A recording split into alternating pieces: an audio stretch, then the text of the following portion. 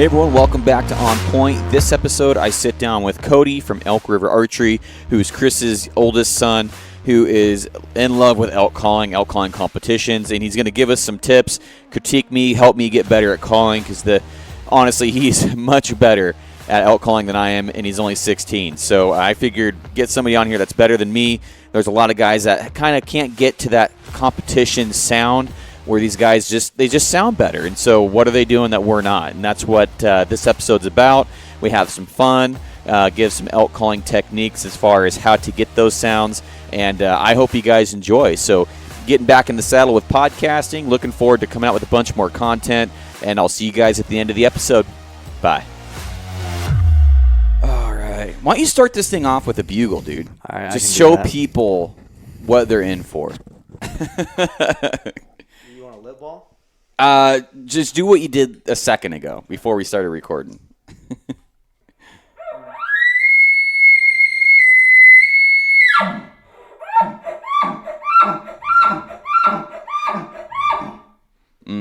Broke note. What was that? We broke note a little bit there. A little bit, yeah. I'm disappointed. I am too.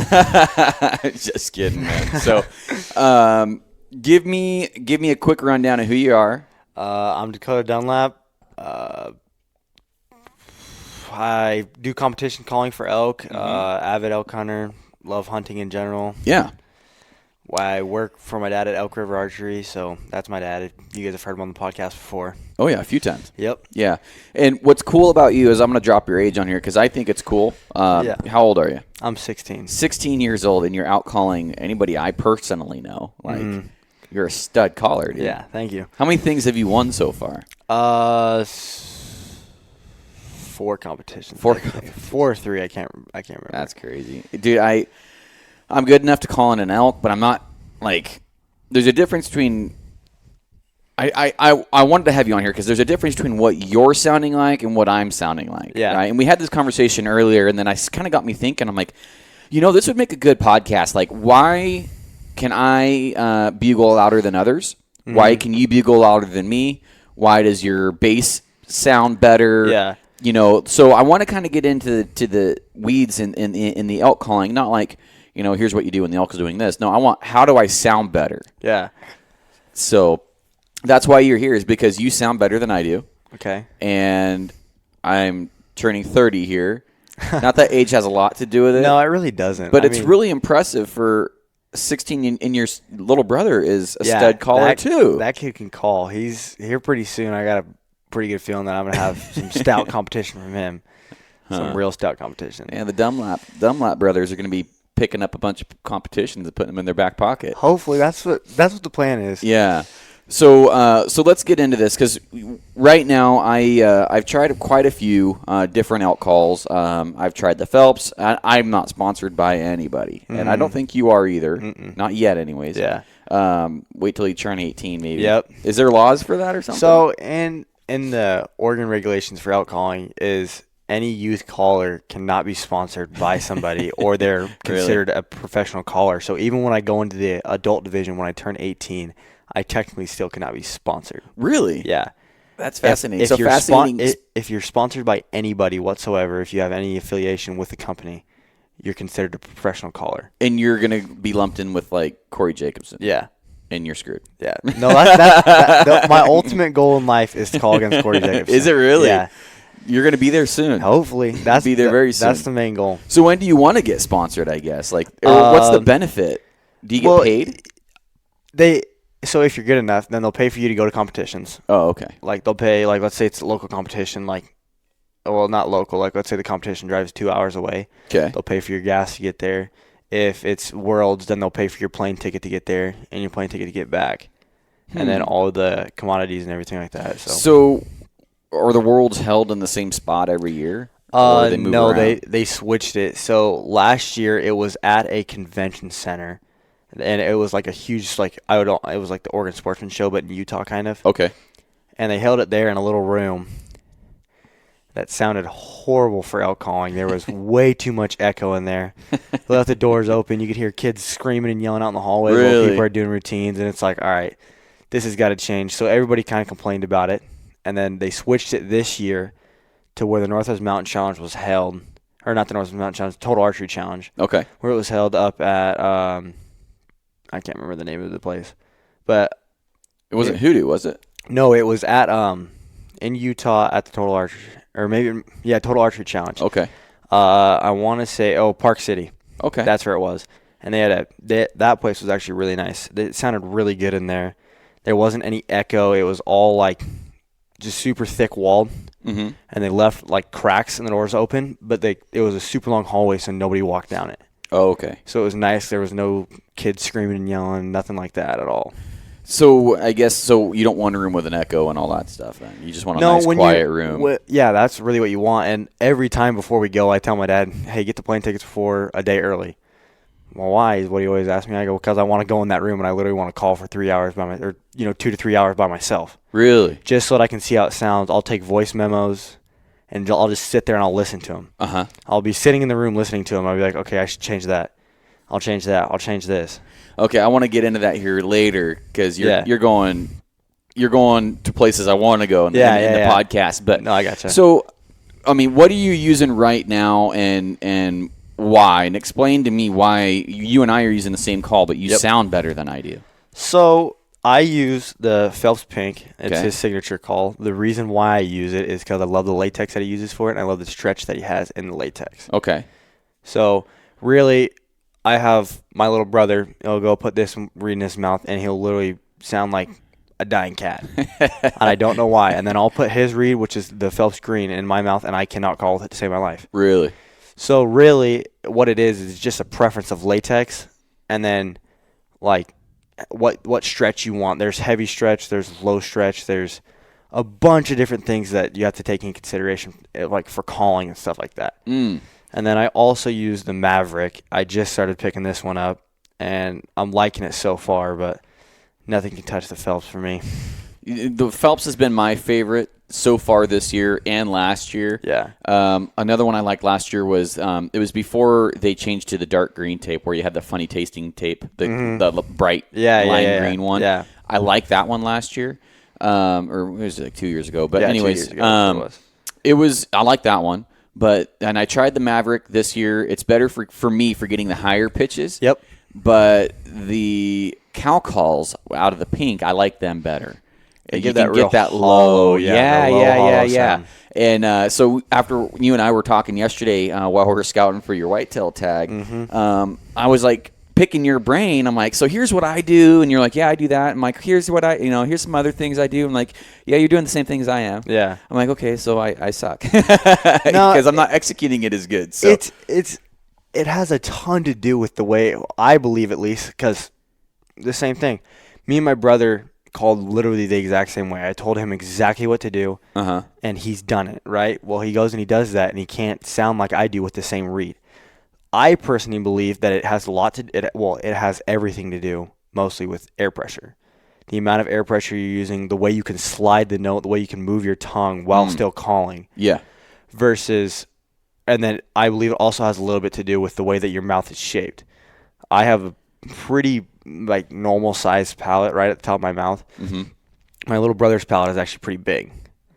So I think that the way that the call sits in his mouth versus because we take all of his diaphragms in this little metal frame on the top and we crush them down. Really? Yeah. We'll put them I'll move them probably, I don't know, a 16th of an inch down. That's crazy. Just because it won't fit in his mouth right and it'll sound almost too hollow. Really? Yeah. Huh. Yeah. That's interesting. I feel like I have I have no idea because the only mouth I felt is mine. So I feel like I kind of have a deep palate, but I don't know for sure. Yeah. I mean, I don't know anything about that stuff. It's hard to explain really to people when they talk about what I'm talking about right now, the whole palate thing. It does have to do with how deep it is, and some people I've literally seen them have to bend their frames so that the reed will fit in there. That's the Carlton one for me. Yeah. So the Carlton ones are they seem a little wider. They are. They definitely are. And they just don't fit. They actually reach the both insides of my molars. Really? Yeah. Yeah, I can't even get it into the roof of my mouth all the way.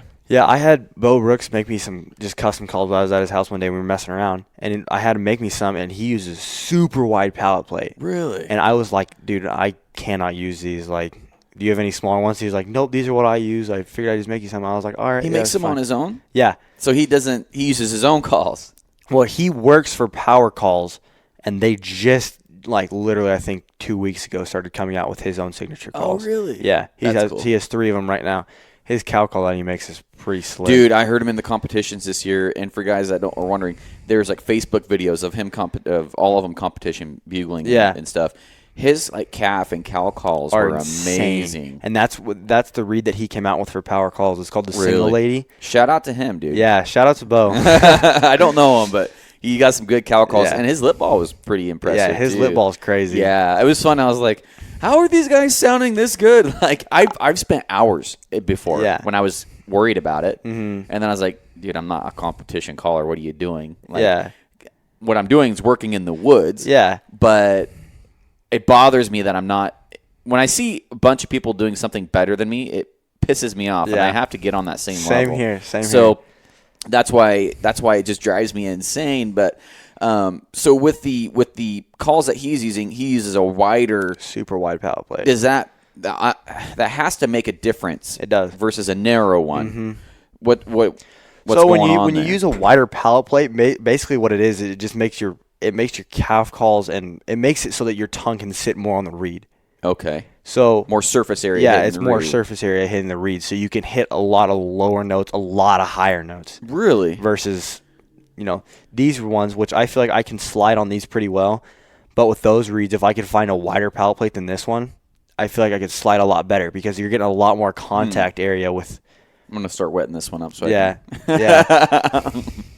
But so I personally, I like getting that nasally lower end. When I learned how to elk call for a few years, the guy that was teaching me always hit those lower tones. And he's like, I'll go in and right after somebody else, I'll hit those lower tones. He's a rosy hunter. Hit those lower tones, not even do it like a beautiful locate bugle, just a gradual get louder, same tone, but it's low. Yeah. And he'll get those responses that those other guys aren't getting. Yeah. And so the frequency and the tone had a lot to do with it, in my opinion.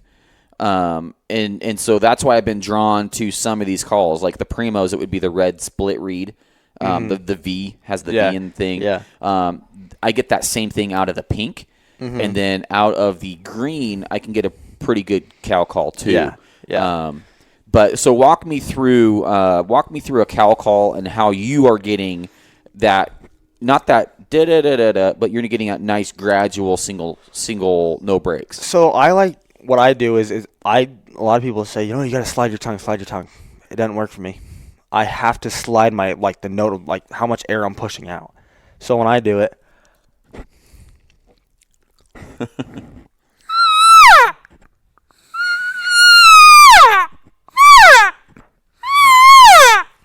and as I'm doing that, I'm gradually opening my mouth more because when you open it up, then your cheeks will they'll expand a little bit. Gets a little hollow. Yeah, and it gets hollow. Yes. Instead of it just being, I'll do it without opening my mouth anymore. Versus, sounds more like a calf. It makes it a lot more hollow, and it makes it a lot deeper, more realistic versus a high pitch, like you said, calf. Yeah. And when I'm doing a calf, I won't open my mouth at all. I'll literally leave a crack and just and that's all I'll do. Okay. And it sounds like you're saying like a calf would. Got it. Yeah. It's just that higher pitch. Yeah. And so the way that I really use the pink. I went through 6 of these things, dude. I want to work with Phelps on creating a call. And I told you I want to call it the OP blowhard because I blow really freaking hard on call. I will go through one of these in 2 days. Yeah. If I blow enough. It's crazy. Same here. My dad spends a lot of money on me every year for reeds because what I'll do is it's a bad habit. I got to get rid of it. But I'll sit there and I'll chew on my reeds. I'll be walking around the woods and I'll be sitting there chewing on them. I'll be like, all right, I need to stop chewing on this thing before it literally makes it so I can't call anymore. Yeah. Well, so if I could make so I showed you some of those Carlton with the like the water resistant or waterproof tape. I don't feel like it gets a good seal to the top of my mouth. But if I could get that waterproofness with a flexible tape like Phelps. Like there's got to be a medium. Yeah, there material. has to be. That would be an awesome material. Yeah. So somebody that makes a call should like listen. Those Carltons that I was using down there, they did not stick to my mouth worth a crap. I literally couldn't do anything. I was like, okay, like I can't slide my note because when I slide my note, I'm dropping my jaw more, and I'm letting the reed like kind of sink back. Yeah. Versus like it literally just falling onto my tongue when I bring my jaw down. When I got those, they told me break these in, like spend an hour just hammering on these things. And so maybe that has something to do with it. I don't know. They just don't fit my mouth. And so I'm like, somebody that actually can call out deserves these calls. I can't use them. Like I'm gonna go home and I'm gonna tell Owen to sit here and play with these things for a little bit, and he will. Yeah, my buddy Bob actually has a few Super Sneak, and so if you guys are looking for a cool call, shout out to Bob. Yeah. Super Sneak, super cool guy. Yeah. But those are he works with Carlton on those, and he uses the is it the 450 Rippets or the Rippet?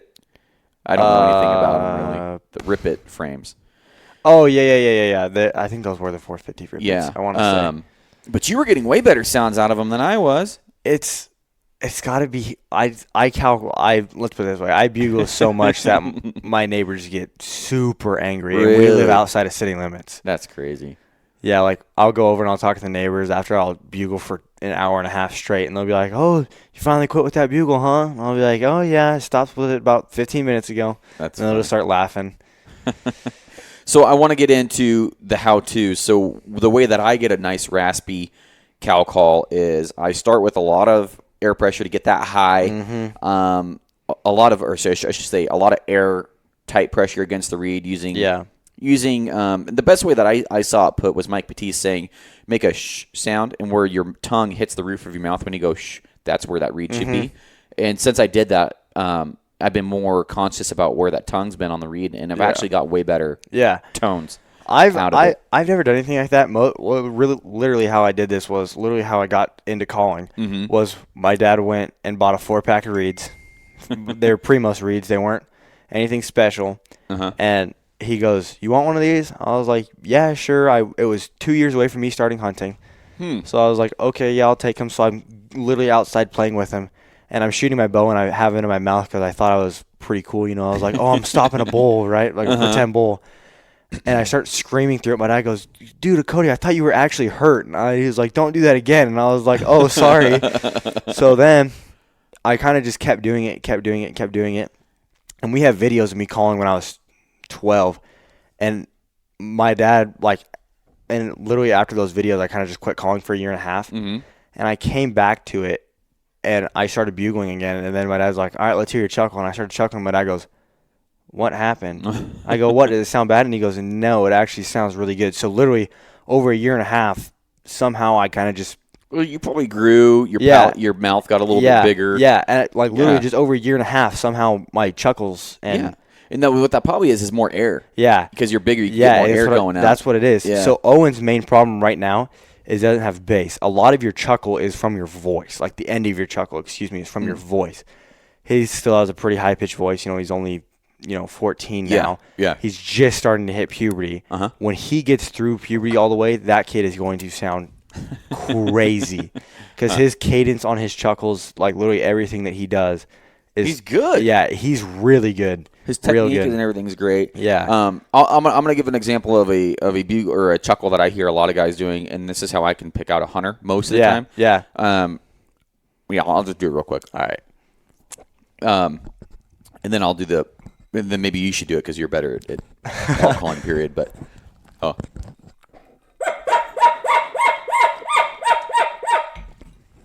that's most of the guys that chuckle. Yeah, that's a lot of the guys that chuckle. And they don't, and the best way I can describe it, and if I get off base here, you tell me, because like I said, you are much better at this stuff than I am. Is it comes from the stomach, not from the chest. It's like, how you're coughing. That comes from the stomach, exactly. Like a big cough. Yeah. Well, you're doing that with a chuckle. Well, that's how I do it anyways. And so why don't you give us a good chuckle, because you'll do the audience a better favor than I will.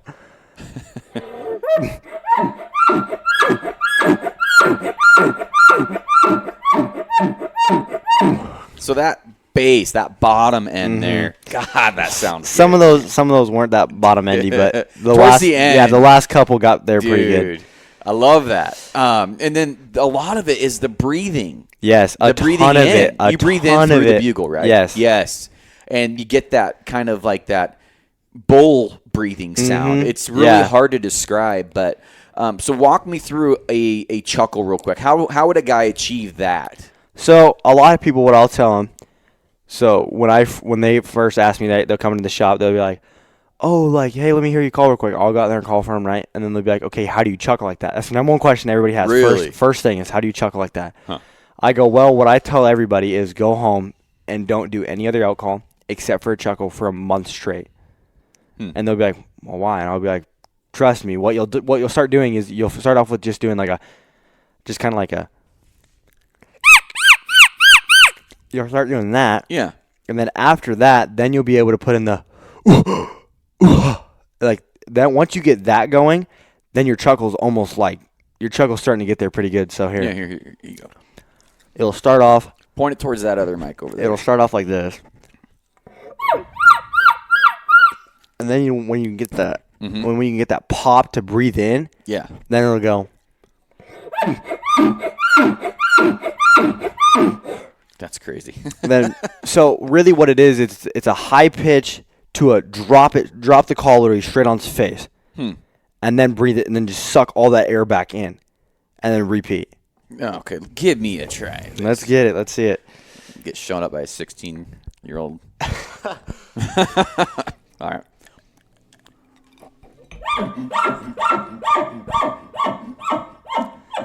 So I'm not dropping it as hard as you are. Yeah. Maybe it's more air. Just drop. No, literally just go. So start it off as kind of just get that high pitch and then drop it. Just complete.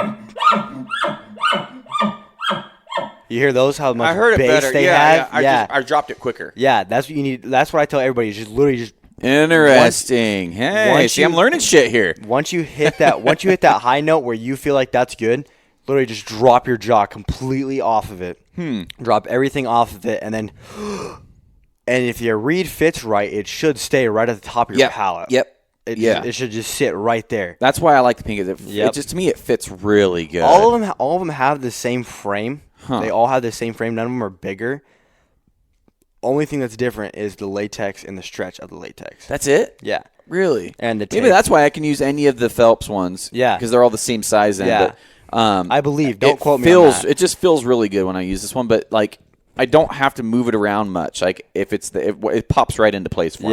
Yeah. But so I guess walk me through some other things that you see guys that are getting wrong here, because I see the cow calls. The guys are breaking cow calls. Yeah. And for me, and I kind of went there and I forgot to touch on it, but for the estrus or that whiny drop down, I drop my jaw a lot. Same here. I don't slide my tongue. I drop my jaw. Your tongue is naturally going to stay up if you've called enough. Your tongue is naturally just going to stay up on the top.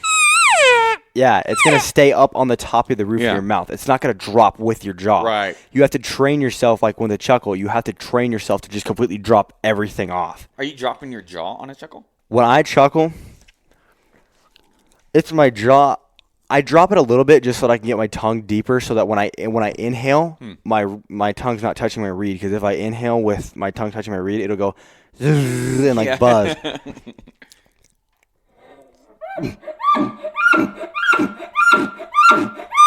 So yeah, you're not dropping your jaw at all. Really? Mm-mm. Huh. It's like staying right there. See, so then my jaw already starts pretty low then, because my dad's always told me, he's like, man, you're dropping your jaw. Really? I guess I've changed. To me, it didn't look like you were that much. I guess I've just changed it then, because my jaw, I guess, starts a little bit lower now than it used to, and now I'm just dropping my tongue down, which is a good thing, because now I can chuckle a lot quicker. That's what it is, yeah. Because during Worlds, that was my number one thing, is I was chuckling super slow. Really? It was just whoa, whoa, whoa. Versus like you hear Corey Jacobson, Bo, all those people are just whoa, whoa, whoa, whoa. It's like, okay, I need to speed these up a little bit. So for guys that are wanting to get, I want to finish this thought on the Mew real quick. Is it's tight pressure, lots of air for me personally. Yes. And then I'll drop my jaw down, releasing pressure on the plate. I will or increase my air, because if you don't, you're going to lose. You're going to break. So I increase my air a little bit when I'm going and loosening that pressure against the reed, and then I'll lighten it back up. What do I do? Let me go.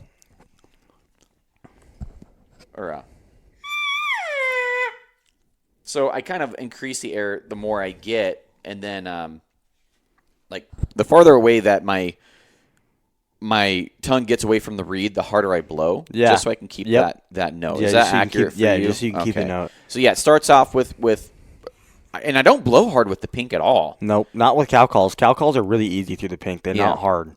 Oh, so it'd be like that. I broke that one, but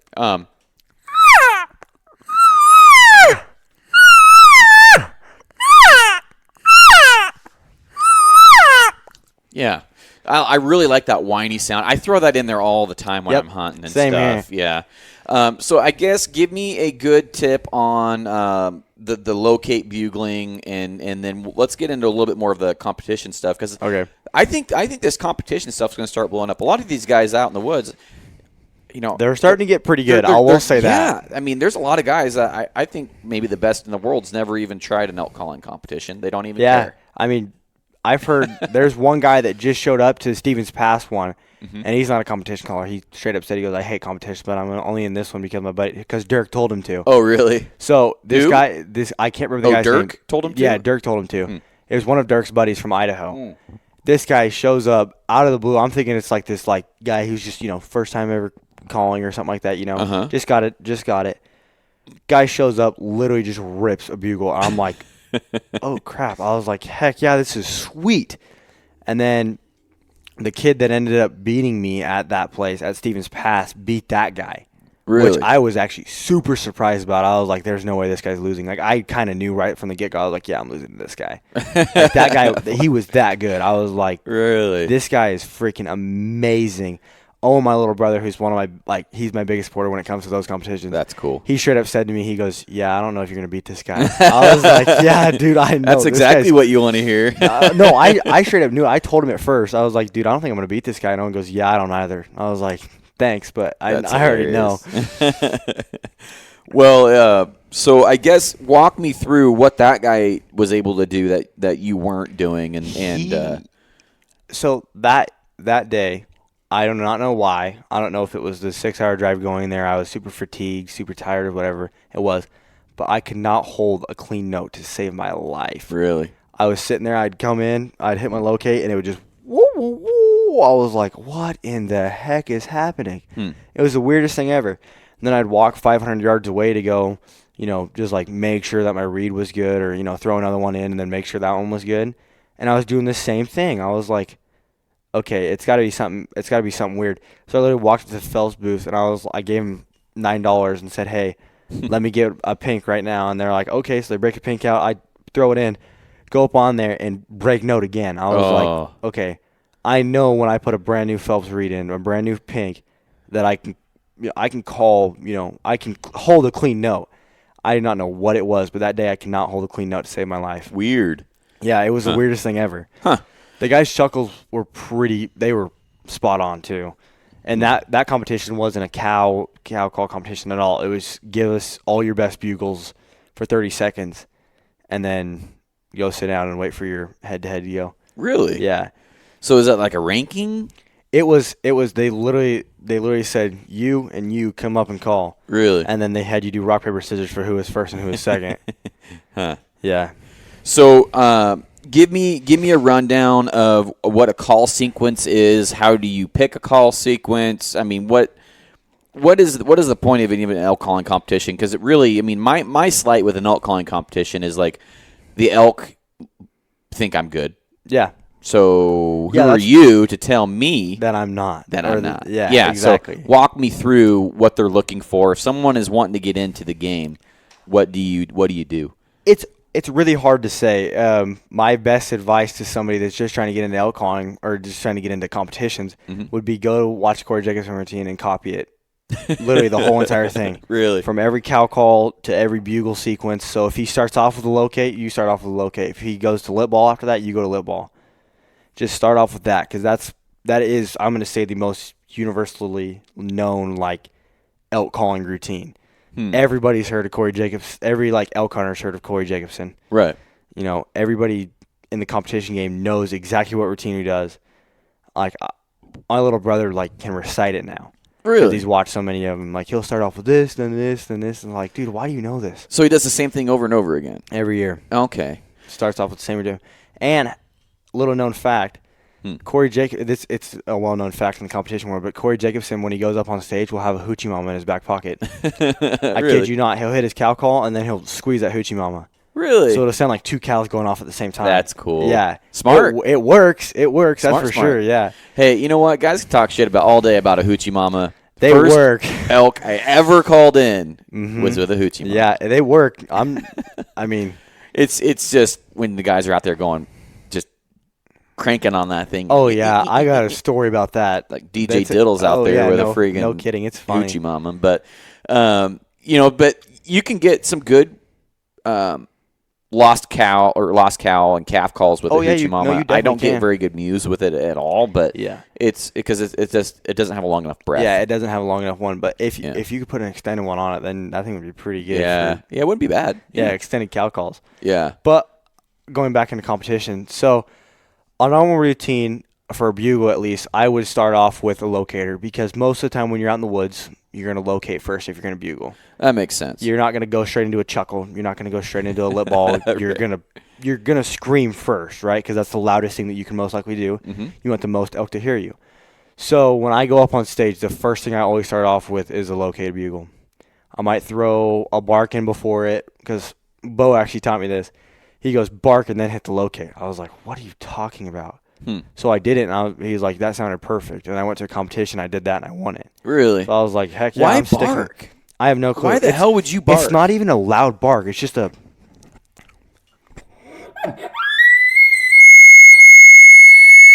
Well, that's more of a chuckle.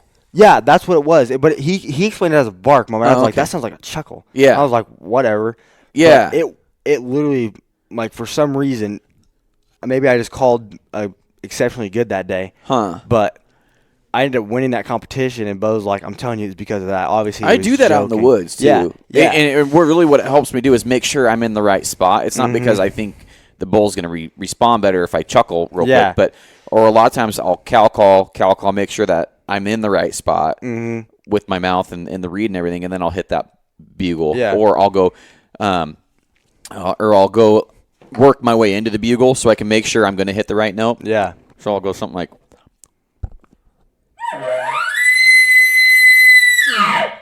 I'll kind of have that. Yeah. Just so I can make sure that it's in the spot. It's going to hit, and then it's going to go up. But because sometimes, and that helps me prevent like it cracking and stuff. If I just try and start off and just go without that little startup, I'm more prone to error. Yeah. And I agree with that 100%. Yeah, I don't know if that's good or bad. For elk calling, it really, to me, it don't matter. But for competition, I don't know if you'd want to do that or not. What I'll do is before I'll get out to go hike or something like that, I'll literally put the reed in my mouth and I'll cow call with it like, I don't know, probably 15 times. And I'll know it's in the right spot, and I will not move it. I won't move it to the side. I'll literally just leave it sitting up there. Okay. And then I'll just walk out like that the whole entire way there. So for a routine, the judges are wanting you to do what you're going to do in the woods. Most of the time, yeah. There's some judges that really, it's a shot in the dark. Go up there and do what you want, and you figure it out.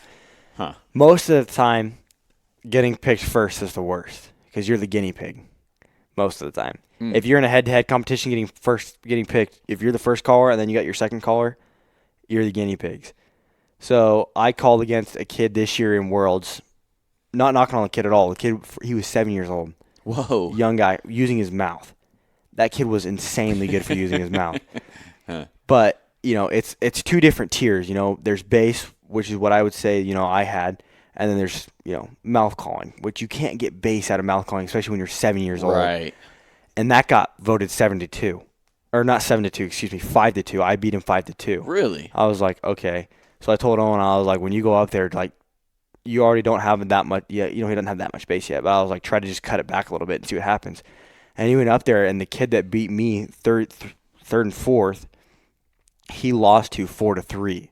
So I kind of knew there. I was like, okay, I need to cut some base out. because that kid that he beat him had. But what was weird was that kid that beat him had a ton of base. So I was like, that's weird. Yeah, I was like, what's happening? So kind of it's just shot in the dark for a while, and then eventually you'll get kind of used to it. They'll be like, okay, this is what they want to hear. Go up there and do that. So, but on the second day when the finals, it was all sorts of weird. But like a normal routine when you go up there for cow calls is kind of just you start off with lost calf. That's what I've always done. That's what Brian Landley told me to do. That's what Corey told me to do. Really? So all those guys told me to do. Walk up there, and the first thing you do is hit a lost calf meal. It's easy. Yeah, that's what it is. And you can just check and make sure that everything's good when you do that. Okay. Because you can't really screw up a lost calf. Like it's so short and high. Yeah, it's pretty hard to screw one of those up. So watch me hold my soda. So he goes up there, and because the pros called before us this year, which is the first time that's happened in a while. He walks up there, and the first thing he hits was lost calf. I was like, okay, that's what I'm going to do. And then I asked Jason and Bo, I was like, what are you guys going to do to start off with lost calf? Like, okay, that's what I'm doing then. So I went up there and hit lost calf. And then after that, most of the time I'll go into like an estrus meal. And then I'll hit cow barks. And then I'll just go into like me trying to sound like a bunch of different cows. Or like, 3 or 4 cows going back and forth, conversating and all that. And I would say that it works most of the time because that's what a lot of people do. Is if this year they kind of screwed it up with the pros, they only gave them 15 seconds to do cow calls. Weird. Which is weird. But you had 3 different sections. So they'd say, okay, caller 1, do lost calf mews. So you do lost calf mews for 15 seconds. That's all you could do. Or else you're disqualified. Really? Like obviously if you mess up and hit a cow call, but if you're gonna bark during lost calves, then they said that you were done, basically. Really? Yeah. Then they would say call number 2, do the bull barks. So they were switching it up like that. So then you go hit bull barks 15 seconds. I don't know why you bull bark 15 seconds, but hey, it happens. Then they would say, okay, call number 1 go into like they could literally say anything. They could say cow mews, location bugle, challenge bugles, chuckles, like anything. So they did that this year, which was kind of funky, and then they gave them 30 seconds of freestyle, where they literally just went out there and did whatever they wanted for 30 seconds. So that was kind of weird. But for youth this year, they did what they did last year, which was 45 seconds cow, 45 seconds for bull, which is pretty good. So you can get a lot of calling in 45 seconds. Me and my brother both can go through 5 different bugles plus 2 bull barks. Really? In 45 seconds. Yeah. We can hit lip ball with chuckle, straight chuckle, location, challenge bugle, and then I throw in this thing called the bull moan. Brian taught me it, and show me that. It's weird. It's weird. You gotta show me that. So he said that bulls do this when they're raking trees. They'll be sitting down there and they'll just go like this.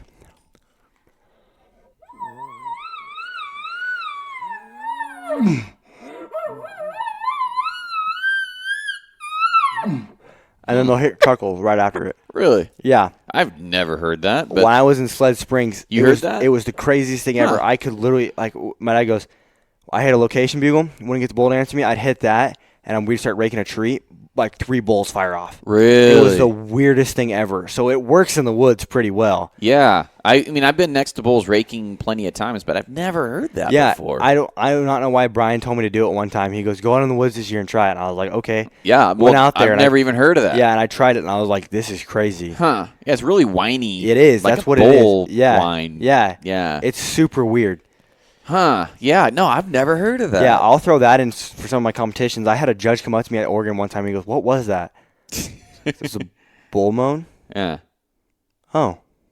Huh. It's like, nice. I docked you for that. Yeah. No, like, I think he actually did because I ended up losing that competition. I was like, oh, sweet. Mm-hmm. I guess I shouldn't have thrown that in there. I guess I should have just stayed with the baseline stuff.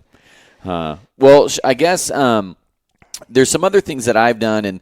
And so what are some things that you do. For example, you and I talked about cocking the mouth, like a 45 in your mouth. Yep. And that helps me get better calf calls, easier calf calls. That's exactly what I do. Walk me through some of those things, and is there other things that guys can do to get more sounds out of their calls? Like the weird things that you can do with your calls? Yeah, exactly. Okay.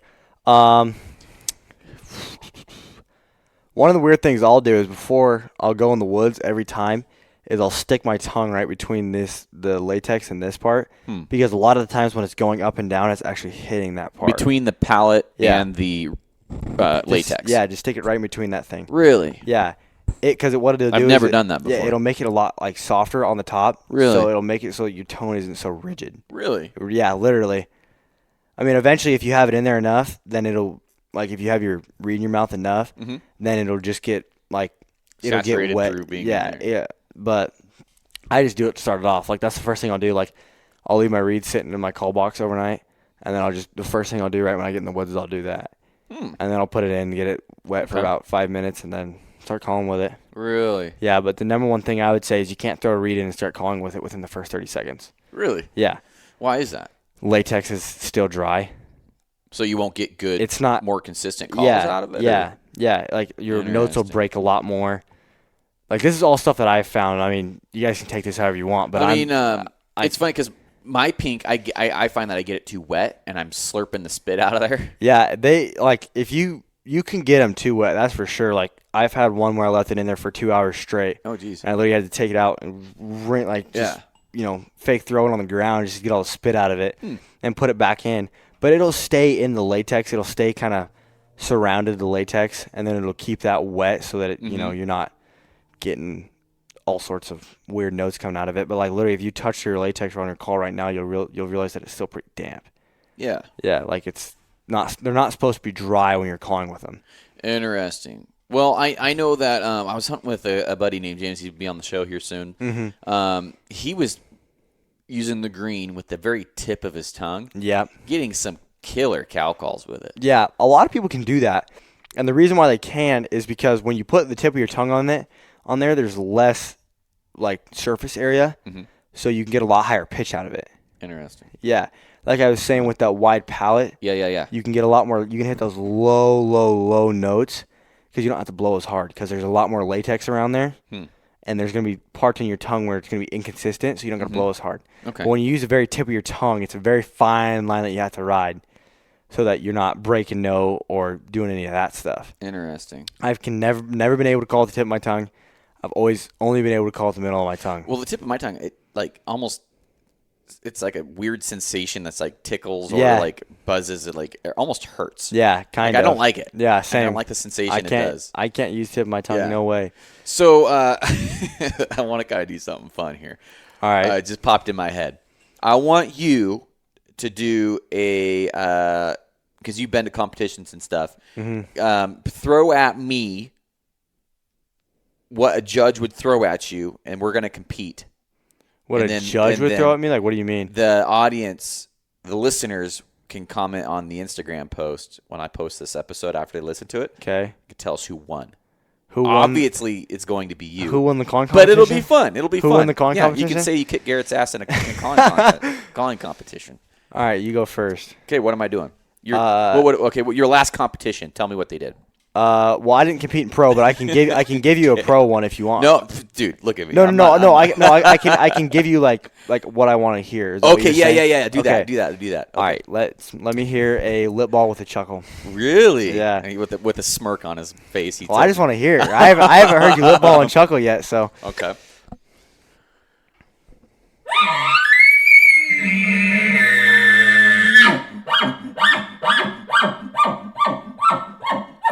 Those last couple chuckles sounded really good. They did? I was thinking, man, my chuckles are sucking balls. No, because you started to drop it right on his face. I was consciously trying to, I need to get that bass in there, and I never, the reed moved on me. Oh, really? Yeah. That's the worst feeling ever. I can't get it. But Isaac Jacobson's going to hate me for saying this, but when he was at one of the competitions, I wasn't there, but I heard about it.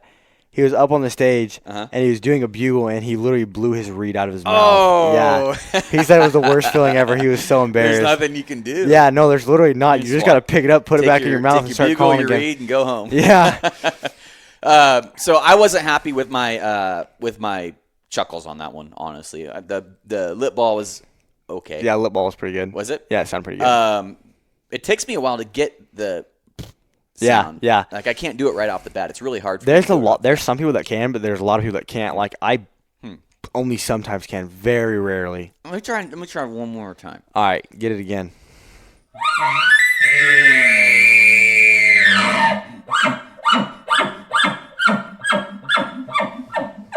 There you go. Better? Those last couple sounded. Better. Those last couple They chuckles did. sounded amazing. Like that lip dude, ball sounded good those too. 2 out of the 8 you just did were pretty good. Yeah. Okay, so your turn, sir. All right, you call it. No, you're gonna do the same thing. Okay. Just point it towards the mic over there, and All right, I got you. we should do this live on Instagram. Is what we should be doing. But, go ahead. No pressure.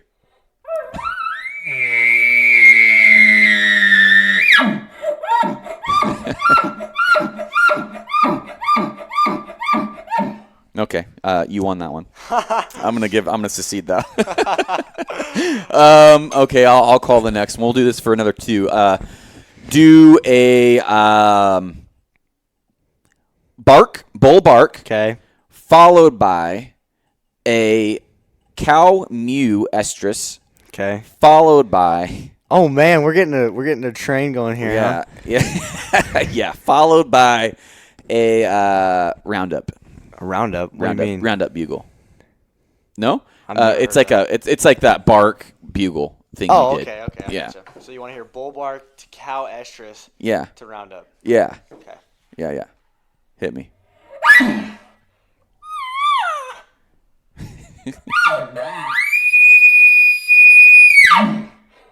I messed that. That's it? I messed that cow bark up. Oh, Or maybe I can beat you. I messed that roundup bugle up pretty bad right there. Maybe I can take you on this I one. choked on that one.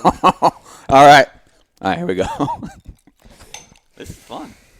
Oh yeah, it is. Okay. What was it? It was, Okay. It was bull bark, cow mew. Yeah. No, cow estrus. Cow mew. estrus Yeah. mew, and then Roundup, you said. bugle. All right, I gotta hear this roundup bugle.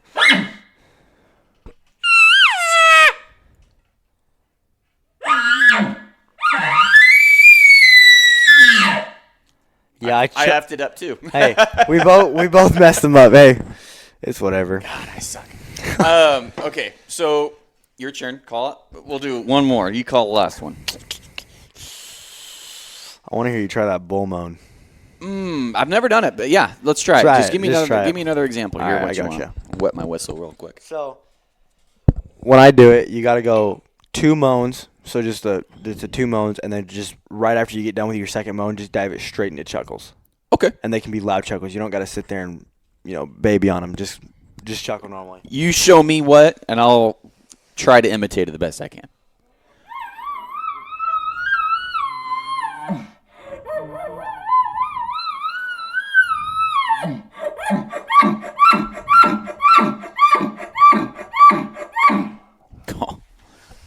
I don't know.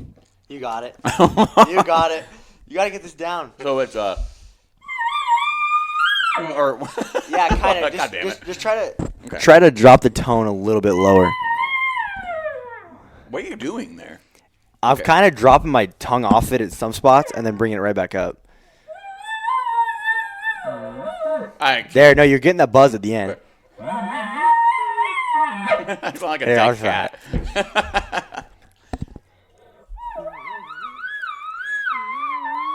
It's like the beginning of a bugle. Yeah. Okay, give me that freaking bugle back. You got it. Keep breaking. All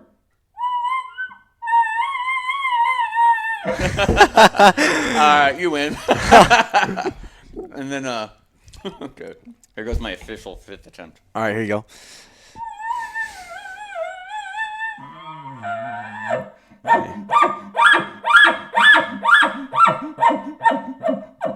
Those last couple chuckles sounded good. You just got to remember, drop that thing straight on its Straight face. down. I need to work on my chuckles. I need to figure out how to meow like a cat through the bugle. Chuckle, bull thing. Yeah, the bull moan. The bull moan, dude. I've never even heard of that. Yeah. But you caught me on something I've never even heard of. It was literally the weirdest thing ever. My dad took me down to talk to Brian Lanley about calling because I wanted to get in competition, right? And he goes, okay, let's hear everything first.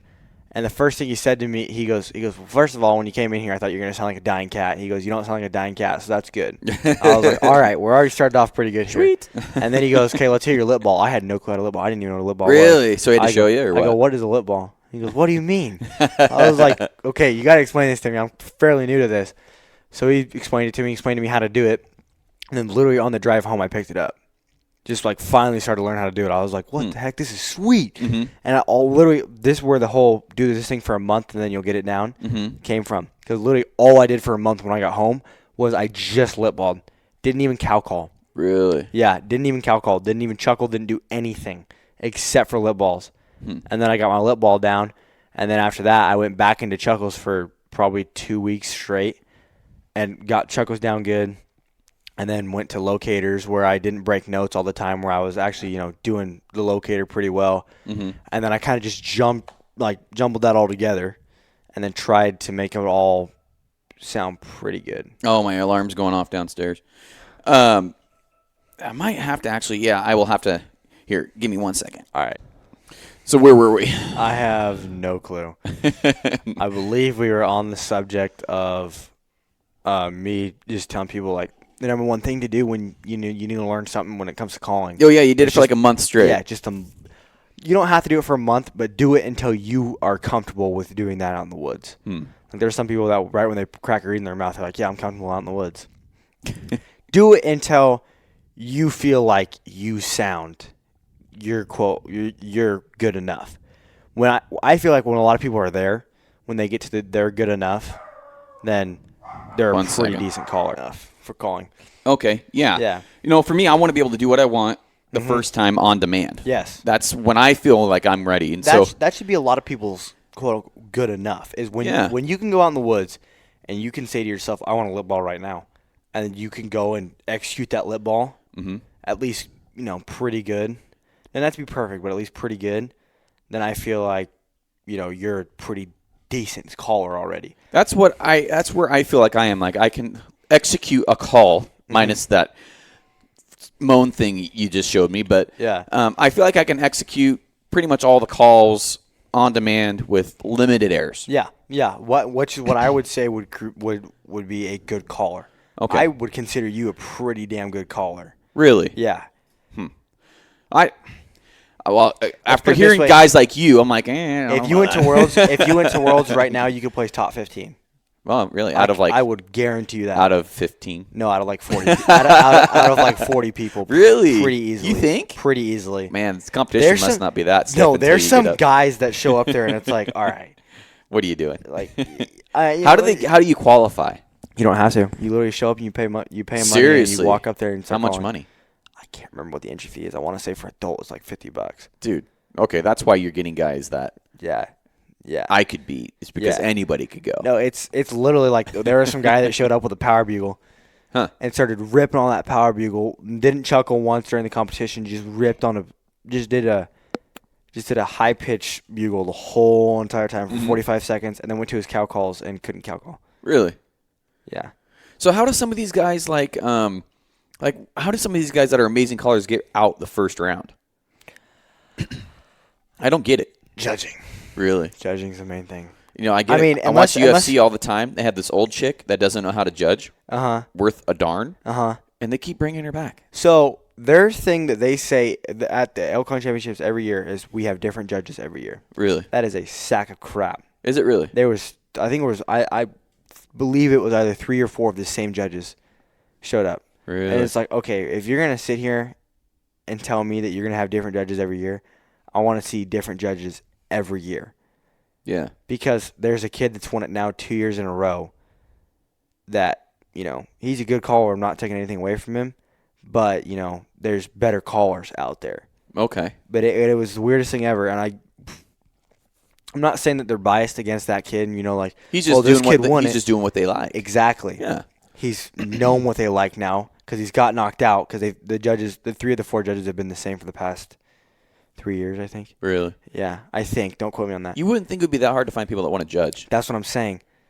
It's really not. Like, if I walked out in the crowd, I could probably find 4 pretty dedicated elk hunters that know what an actual elk sounds like, know what they should be judging off of that can literally just go like this, and you'll be like, we could take those people out of there.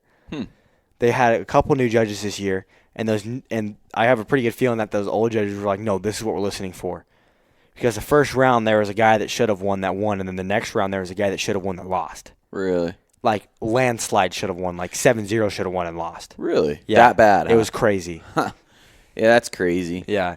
It's a bunch of different things though, like Jason getting knocked out the first round with Corey. I mean, That's toss-up. understandable. Yeah. But, there's people who was it? Dirk got knocked out in the first round 2 years ago. Did he really? To a guy that he should not have got knocked out in the first round. I think it was I think it was just some random guy that he got knocked out to.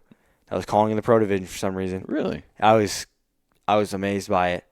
Who else was it that got knocked out 2 years ago? That was pretty bad. There was some guy in the men's division that easily should have won it, and he got knocked out in the second round. See, what they should have is professional elk callers judging. Yes. Yeah, like guys that know, or just, like you said, dedicated elk callers that know what elk. There's a lot of guys that I think probably go to those competitions. Maybe that's all they do. I don't know. So the funniest thing is when they introduce all the judges beforehand, half the judges were rifle elk hunters. Like literally rifle, like they guided for elk, but they were all guided rifles. Huh. It's like, okay, how many of them were getting all the? You're gonna hear a couple bugles maybe if your spot's pretty damn good during the rifle hunt. Maybe. You're not hearing near as many bugles as an archery guy. Yeah. There's no way. Yeah. I mean, I'm sorry, but like that's not how. Like, if you're gonna be a judge for a bugling competition, I feel like you need to know what every bugle sounds like. The Elk Nut dude. Yes. Have Mike Batiste on Mike there. Batiste, yes. And have some like Rocky Jacobson. He retired this year from elk calling. We need to have him up there. Have him on there. Yeah. Let me choose the judges. Exactly. No, don't have me on there. No, you would actually be a pretty good judge, honestly. You know what an elk needs to sound like. And like we were talking yesterday, if I'm going into a competition, I don't want to hear what a real elk sounds like. Well, obviously I do, but like a real elk is sometimes going to break notes. Right. They're going to fluctuate notes. They're going to cough. They're going to cough. Do all that. So you're telling me that if I go up on the stage and I can go, and cough through my tube, that you're going to give me the vote because I just coughed through my tube? Right. You're not going to give me the vote. Makes sense. It should be what the perfect elk sounds like. Clean note, slides very good, and it's, chuckles. Everything should sound like the quote-unquote perfect elk is what I believe it should sound like. That's what a lot of the competition people believe it should be. You know what they should do is go out in the freaking woods and have these competitions, man. Because that's where you sound. Who can call in the most bulls? That should be the competition. There you go. But I used to set up my camera, my DSLR, and I would set it out at like 60, 80 yards, and then I'd go call, and I'd call for like 20 minutes, and then I'd go check my camera and see what I needed to work on. But I'd do it out in the woods. Yeah, that's where honestly. I go straight from a room where it's kind of echoey. Yeah. A lot of people in there. Okay, I'm gonna sound like that. Bugling in your house is like singing in the bathroom. Yes. Dude. Everybody sounds like a rock star. Mm-hmm. Literally.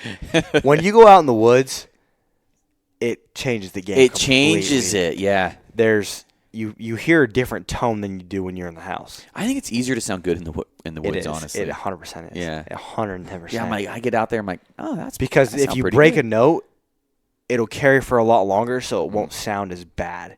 It'll just make it sound like, oh, I hit a high-pitched note right there, and I continue that high-pitched note. Yeah. But obviously, you can tell, like yourself can tell, like, yeah, I broke that note pretty bad right there. Well, I was watching this video today, and I'm not sliding anybody, but Cameron Haynes posted a video of him hunting. I think it was in Arizona, and he has a guide or somebody calling for him way back in there, and it's just a stair-step bugle, dude. It sounds like a Terminator on crack. It's crazy. Like, a lot of those guides out there, and like let's say you got a big unit, like let's say you're hunting San Carlos.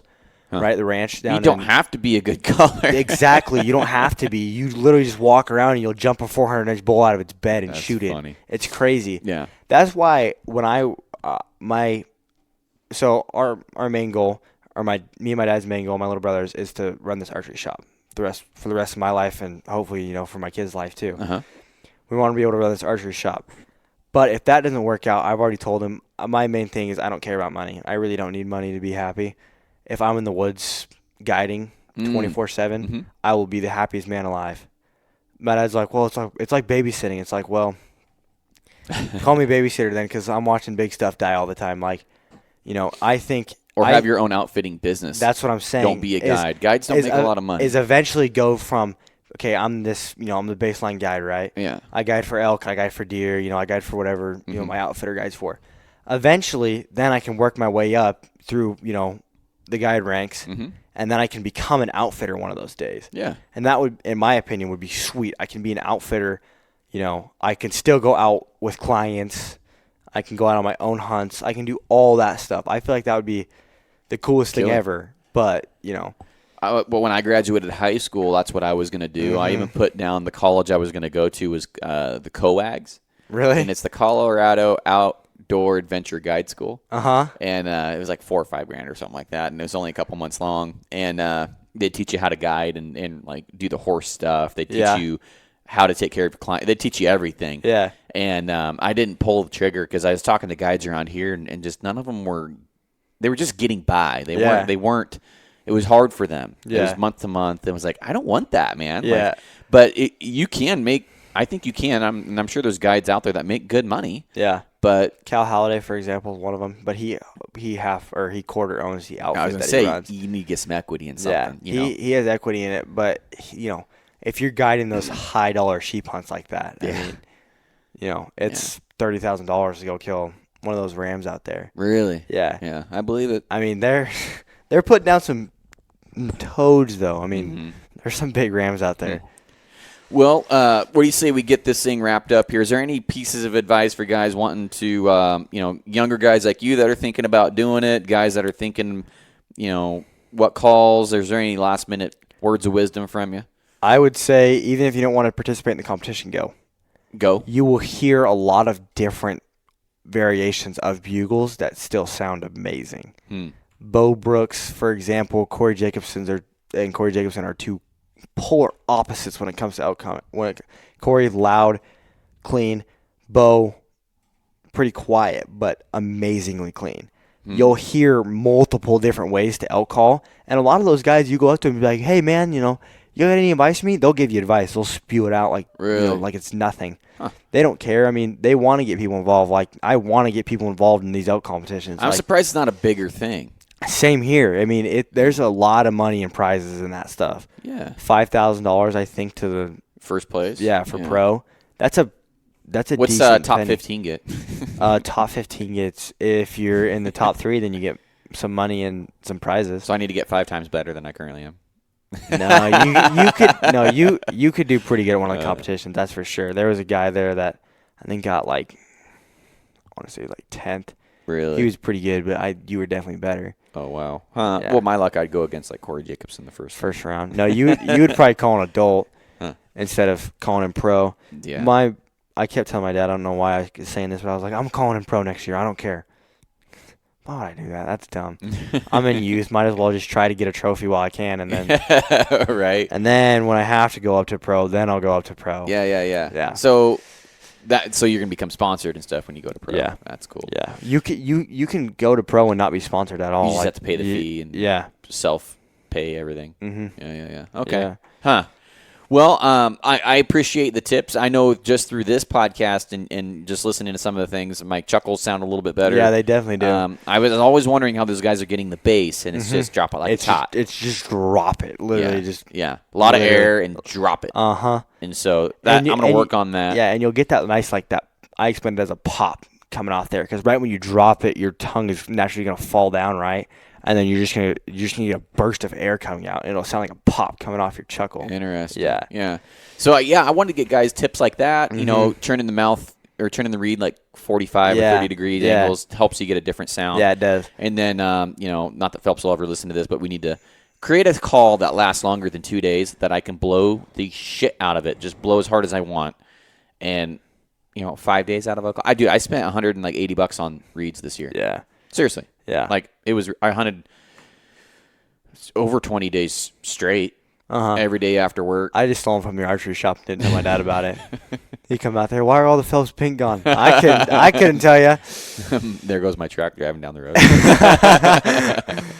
But, well, I appreciate you coming on, man, and helping me become a better bugler. And, I appreciate you having me. You sound really good, and I wanted you. to have you on, and just the passion, and you can hear it in your voice that you really love this shit. Yeah, so. I love it. It's a lot of fun. I got my little brother into it. He was come out one day while I was bugling. How the hell do you do that? Really? I go, well, here, take this read, and I'll try to teach you a little bit.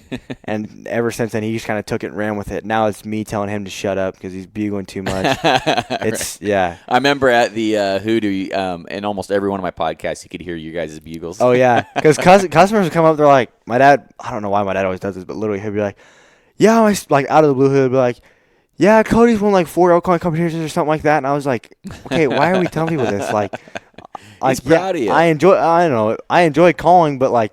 Yeah. You know, I told him one time, I was like, no, Garrett's podcasting right now. I'm not going to. And he goes, Garrett won't care. He'll think it's funny. And I was like, all right, fine. If I let one He's loose. Right, I don't care.